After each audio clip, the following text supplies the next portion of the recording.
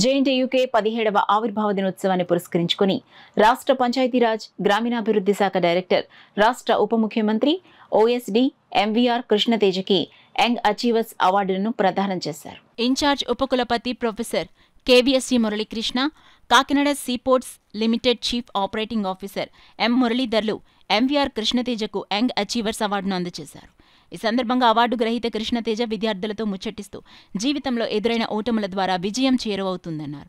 జేఎన్టీయూకేలో civil services club ఏర్పాటు చేయాలని incharge ఉపకులపతి ప్రొఫెసర్ కేవీఎస్టీ మురళీకృష్ణకి సూచించారు. ఈ కార్యక్రమంలో rector professor KV Ramana, incharge registrar professor V Rabindranath, OSD professor D Koteswararao, డైరెక్టర్లు, యూసీఈకే, యూసీఈఎన్, ప్రిన్సిపల్స్, వైస్ ప్రిన్సిపల్స్, స్పెషల్ ఆఫీసర్లు, మాజీ ఉపకులపతులు, మాజీ రిజిస్ట్రార్లు, అధ్యాపకులు, అనుబంధ కళాశాల ప్రిన్సిపల్స్, యాజమాన్యాలు, టీచింగ్, నాన్ టీచింగ్ సిబ్బంది, విద్యార్థులు పాల్గొన్నారు. కృష్ణతేజ గారు వస్తారు, మీ అందరికీ తెలుసు.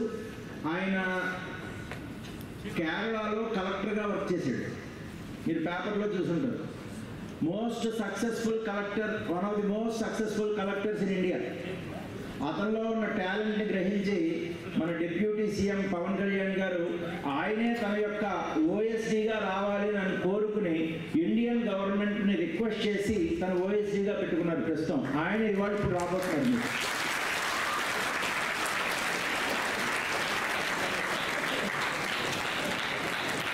Very young IAS guy, collector in Kerala నుంచి ఇవాళ ఆంధ్రప్రదేశ్లో ఆల్ ఎన్వైర్న్మెంట్ యాక్టివిటీస్ అన్నీ ఆయనకి కంప్లీట్ A to Z ఆయన చూస్తూ ఉంటారు. ఆయన student of JNTU affiliated colleges, Narasaraopet engineering college అంటే జేఎన్టీయూ అనుబంధ కాలేజీ, అందులో ఆయన స్టూడెంట్. అందుకని ఆయనకి మనం ఇవాళ అచీవర్ అవార్డు అని ఒక అవార్డు ఇస్తున్నాం. ఇంకో అచీవర్ అవార్డు అనేది పిహెచ్డి రామకృష్ణ ఆయనకి ఇస్తున్నాం. ఆయన IPS superintendent of police chief security officer. అయినా ఎవరికి? Chief minister, honourable chief minister Chandrababu Naidu గారికి. వెంబటనే మొదటి శత్రువు నాతో చెప్పారు, కృష్ణ ఐఏఎస్ ఎగ్జామ్లో దాదాపు 2000 మార్క్స్కి రిటర్న్ ఎగ్జామ్ కదా, నీ హ్యాండ్ రైటింగ్ చాలా చండాలంగా ఉంటుంది, దానివల్ల నీకు మంచి మార్క్స్ రావట్లేదు, దానివల్ల నీకు ఐఏఎస్ రావట్లేదు అన్నాడు. వాడు చెప్పింది 100% కరెక్ట్. నా హ్యాండ్ రైటింగ్ కొంచెం బాగోదు, బట్ నాకు తెలియదు ఏంటంటే నా హ్యాండ్ రైటింగ్ వల్ల నాకు మంచి మార్క్స్ రావట్లేదు అన్న విషయం. రెండో శత్రువు నాతో అన్నాడు, కృష్ణ నువ్వు ఒక ఇంజనీరింగ్ స్టూడెంట్ కదా, ఏదైనా క్వశ్చన్కి ఆన్సర్ నువ్వు ఎలా రాస్తావు అంటే first point, second point, third point, fourth point లా రాస్తావు.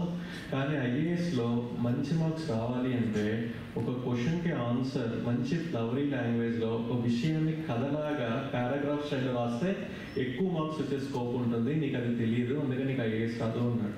వాడు చెప్పింది కరెక్టే. నేను ప్రాపర్ కంప్యూటర్ సైన్స్ స్టూడెంట్ని అండ్ జేఎన్టీయూలో స్పెక్ట్రమ్ చదివేసి మనం పాస్ అవటంలో మనం experts.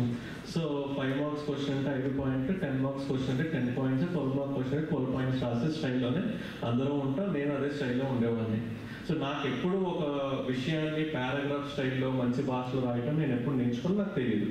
Always take his advice and we have created a beautiful port.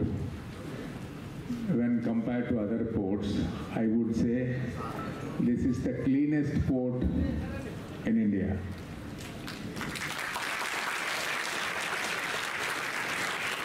And normally a port means there should be a huge piece of land and it should thousands of acres.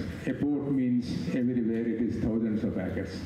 But for Kakinada port, government has not given any land. We have created our own land by reclaiming the sea. We filled up the sea and created about 600 acres of land. And normally if you cover the sea, what happens? It's a saline water, and in that land, how do you grow the trees?